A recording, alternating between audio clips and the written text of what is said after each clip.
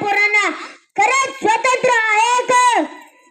कुणी येतोय मलाच काम सांगतोय, घरातली बारीक चारीक सारे आम्हीच करतो, रानातल्या कामाला पण आम्हालाच देतात आणि सुट्टी असली की